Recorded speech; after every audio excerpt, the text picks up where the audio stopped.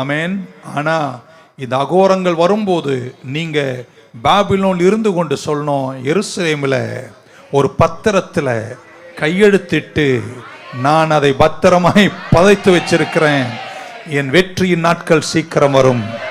என்னை கைவிடாத தெய்வம் என்னை சந்திக்க வருவார். எங்கள் சிறையிருப்பு சீக்கிரம் தீரும். கர்த்தர் எங்களுக்கு சிறந்த நாட்களை தருவார். ஒரு ஒளிமயமான எதிர்காலத்தை கர்த்தர் எங்களுக்கு வைத்திருக்கிறார் என்று வார்த்தையை நம்பி வந்தவங்க மட்டும் ஒரு ஆமேன் சொல்ல மாட்டீங்களா? ஒன்னு சொல்லட்டுமாங்க, பாபிலோனியர்களே, எல்லாமே உங்க கையில கிடையாது. எல்லா நாளும் ஆட்சி உன் கையில் இருக்கும்னு சொல்ல முடியாது. என் ஆண்டவர் தான் ஆளுகிறவர். சீக்கிரம் தேசத்தில் திருப்பத்தை ஏற்படுத்துவார் என்று தெரிந்த எரேமியாவுக்கு கர்த்தர் சொல்றார், நிலத்தை வாங்கு, கையெழுத்து போடு, பத்திரத்தை பாதுகாத்து வை. ஏன்னா எல்லா நாளும் நீ அங்க இருக்க மாட்ட. எல்லா நாளும் நேபுகாத்நேச்சார் ஆள மாட்டாரு. நான் சிறுப்பு எல்லாத்தையும் குலுக்குவேன்.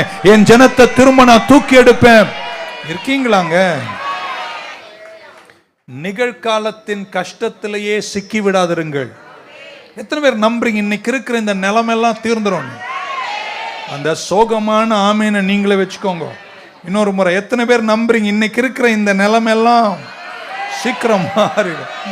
பாஸ்டர் நல்லா இருந்தோம் பாஸ்டர், இப்போ ஒண்ணு இல்லாம ஆயிட்டோம். திரும்ப ஒரு காலம் வருங்க, மீண்டும் உன்னை தூக்கி நிறுத்துகிற ஒரு நேரம் வராதானே?